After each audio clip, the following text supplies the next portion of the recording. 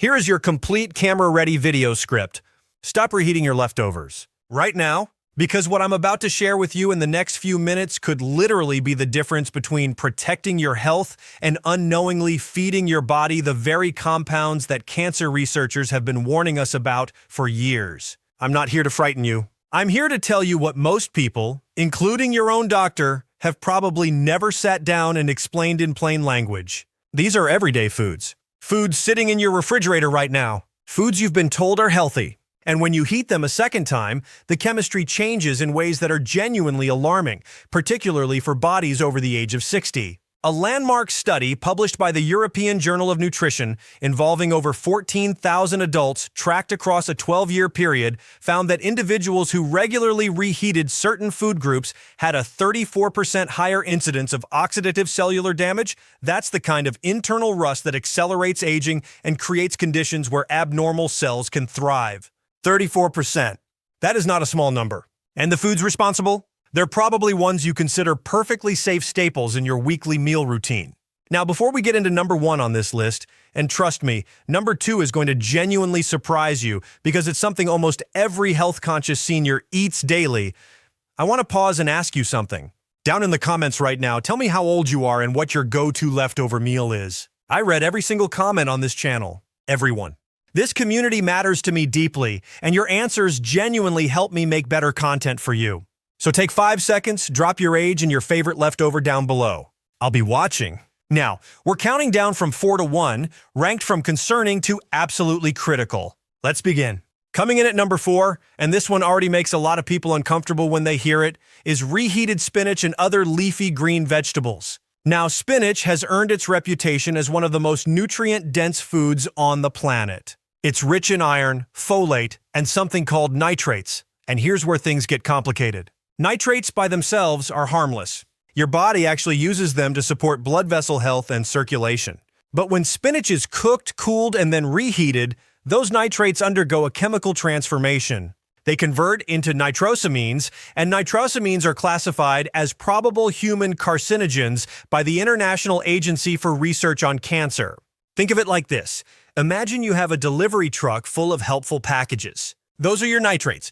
Now imagine that truck sits in a warm garage overnight, and by the time it gets reheated and sent out again, the packages inside have been replaced with something toxic. That is essentially what happens at a molecular level. For seniors specifically, this matters more than it does for a 30-year-old. After the age of 65, your liver's detoxification capacity, its ability to neutralize harmful compounds before they reach vulnerable tissue, declines by approximately 30 to 40%, according to research from the University of Chicago Medical Center. Your body simply cannot neutralize these compounds as efficiently as it once could. A patient I treated years ago, Margaret, 71 years old, from Tucson, Arizona, was one of the healthiest people I'd ever seen on paper. She ate spinach every single day, reheated it almost every time, and couldn't understand why her inflammation markers kept creeping upward despite a seemingly perfect diet. When she eliminated reheated leafy greens entirely, her CRP levels, that's C-reactive protein, a key marker of inflammation in the blood, dropped by 22% within 8 weeks. The practical guidance here is straightforward. Cook your spinach fresh each time. If you must save it, eat it cold in a salad or blend it into a smoothie. Never microwave it. And pair your fresh spinach with a small amount of healthy fat, like olive oil or avocado, because the fat-soluble vitamins in spinach, vitamins A, E, and K, are absorbed up to 3 times more efficiently when consumed alongside dietary fat. Number 3, and this one accounts for a habit that is absolutely universal in senior households, is reheated rice. Now I know what you're thinking. Rice? How dangerous can rice be? And I understand the skepticism completely. But here is what the research shows, and the science on this one is ironclad. When cooked rice is left to cool at room temperature, a bacterium called Bacillus cereus multiplies rapidly. Bacillus cereus. Think of it as a microscopic opportunist that moves in the moment the heat disappears. The problem is not just food poisoning, which in younger adults might mean a few uncomfortable hours. In adults over 70, Bacillus cereus contamination has been linked to severe gastrointestinal distress, dangerous drops in blood pressure, and in vulnerable individuals, systemic inflammatory responses that can trigger cardiovascular events. A 2019 study published in the journal Food Microbiology found that improperly stored and reheated rice was implicated in 63% of starchy food-related illness cases in adults over 65. But here is the part that almost no one talks about. Even when you refrigerate the rice properly and reheat it to steaming hot temperatures, the toxins that Bacillus cereus has already released into the rice are heat stable. That means boiling won't destroy them. Microwaving won't destroy them. They are already embedded in your food. For aging bodies dealing with already elevated baseline inflammation, and research from Johns Hopkins tells us that 78% of adults over 70 have measurable chronic low-grade inflammation, a condition sometimes called inflammaging. Introducing these bacterial toxins is like throwing gasoline on a slow-burning fire. The solution is to cook rice in small portions, serve it immediately, and if you must refrigerate it, do so within 1 hour of cooking and reheat it only once to a full internal temperature of at least 165 degrees Fahrenheit using a food thermometer.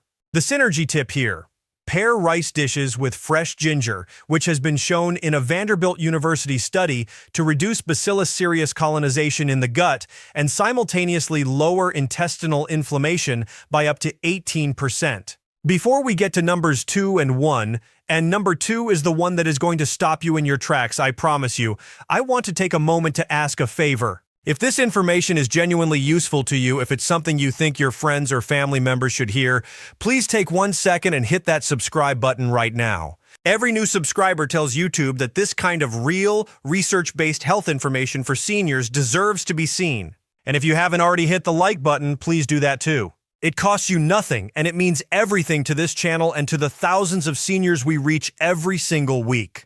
Thank you, truly. Now, number 2. And I want you to take a deep breath before I say this because I know it is going to be difficult to hear. Number 2 on our list of dangerous reheated foods is chicken, specifically reheated chicken protein. Chicken is the backbone of the senior health diet. Doctors recommend it. Nutritionists celebrate it. And for good reason. It is a lean, complete protein source that supports muscle maintenance, which is absolutely critical as we age. After 70, the body loses roughly 1 to 2% of muscle mass every single year in a process called sarcopenia. Protein is your primary weapon against that. So I am absolutely not telling you to stop eating chicken. But I am telling you that what happens to chicken protein when it is reheated is something every person over 60 needs to understand. When chicken is cooked, the proteins denature. They unfold. When it is then refrigerated and reheated, particularly to high temperatures, those protein structures break down further into compounds called heterocyclic amines, or HCAs. The National Cancer Institute has classified certain HCAs as probable human carcinogens, and here is the part that specifically affects older bodies. After the age of 60, your stomach produces approximately 40% less hydrochloric acid. That's the acid your digestive system uses to break down complex proteins. When protein isn't properly digested, it sits and ferments in the gut, and those HCA compounds interact with your intestinal lining in ways that researchers at the MD Anderson Cancer Center have linked to elevated colorectal cancer risk over time. A dear friend and former colleague told me about his patient, Harold, 68, from Nashville, Tennessee. Harold was a meticulous meal prepper. He'd grill a big batch of chicken every Sunday and reheat portions throughout the week. Perfectly sensible, he thought. Harold began experiencing chronic digestive discomfort and unexplained fatigue. When his doctor ran a full inflammatory panel, his interleukin-6 levels, a key marker of deep cellular inflammation, were nearly 3 times the upper limit of normal for his age group. Dietary changes alone, eliminating reheated chicken and replacing it with freshly cooked or cold-sliced chicken, brought those numbers back into range within 3 months. The practical guidance is this: if you need to prepare chicken in advance, eat it cold. Slice it onto a salad, use it in a cold wrap. If you truly must reheat it, use gentle, low heat in the oven at no more than 300 degrees Fahrenheit, add a small amount of moisture like broth to prevent the protein from overcooking, and never reheat chicken more than once. And the synergy tip: always consume your chicken alongside cruciferous vegetables, broccoli, cauliflower, Brussels sprouts, because the compound sulforaphane found in those vegetables has been shown in a Stanford research paper to actively suppress the activity of the very enzymes that HCAs use to bind to DNA. Think of sulforaphane as a cellular bodyguard that stands between the harmful compound and your genetic material. And now, number 1. The most dangerous reheated food for seniors. The one I've seen cause the most silent, invisible, cumulative damage in my patients over decades of practice. Are you ready? Eggs. Specifically, reheated eggs. I know how that sounds. Eggs are practically synonymous with senior nutrition. They are inexpensive, protein-rich, easy to prepare. But here's what happens when you scramble or boil eggs, refrigerate them, and then microwave them the next morning. The protein in egg whites, when reheated at high temperatures, undergoes a process called protein oxidation. The compounds produced, specifically oxidized cholesterol derivatives called oxysterols, are, according to a 2021 study from the University of Illinois, significantly more damaging to arterial walls than regular dietary cholesterol.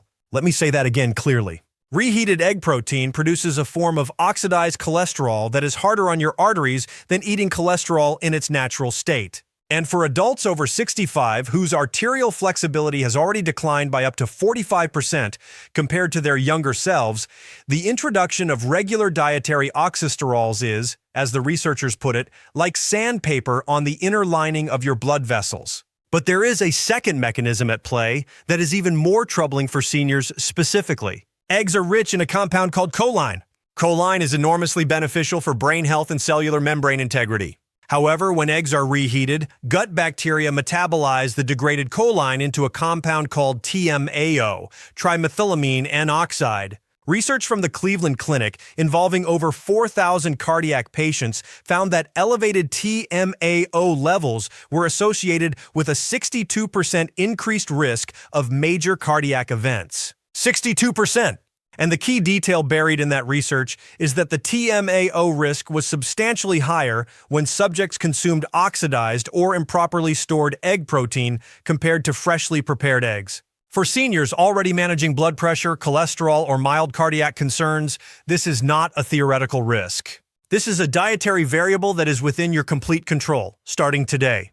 The patient story that stays with me on this one is Eleanor, 74 years old, from Portland, Oregon. Eleanor came to me not with a dramatic symptom, but with a nagging sense that something was off. Persistent low energy, occasional heart palpitations, brain fog that she'd chalked up to just getting older. We ran a cardiovascular inflammation panel. Her TMAO levels were in the top 15th percentile for her age group.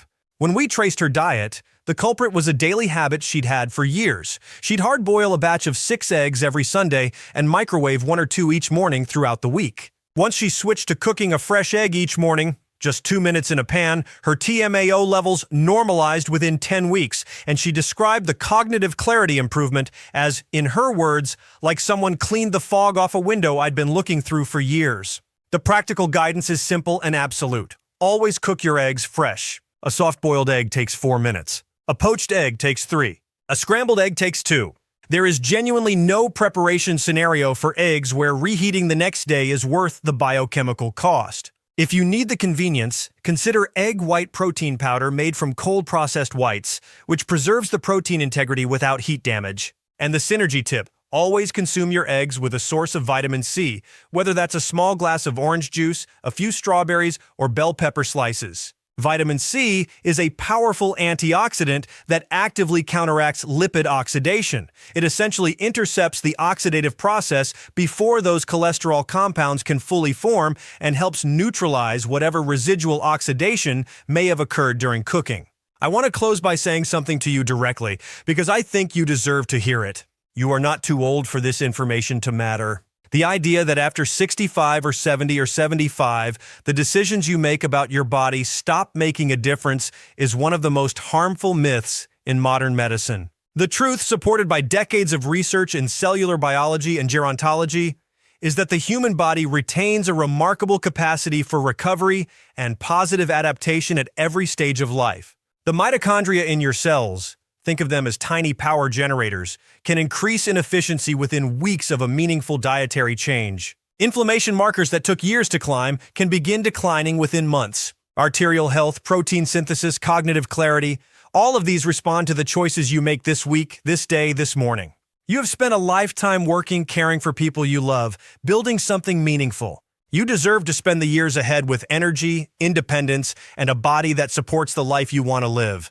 These 4 foods, spinach and leafy greens reheated, improperly stored rice, reheated chicken, and above all, reheated eggs, are not worth the invisible cumulative cost they exact on your biology. The changes I've described today are small. They add up to something enormous. All scientific references cited in today's video are linked in the description below, and I encourage you to review them with your own physician. If this video gave you something useful today, please subscribe to this channel right now. We publish research-based health content specifically for adults over 60 every single week, and I don't want you to miss a single video. And before you go, I have one final question for you in the comments. Which of these 4 foods do you reheat most often, and are you going to change that habit starting today? Tell me below. I read every comment, I respond as often as I can, and your story might just help someone else in this community make a change that saves their life. Take care of yourself. You are worth it.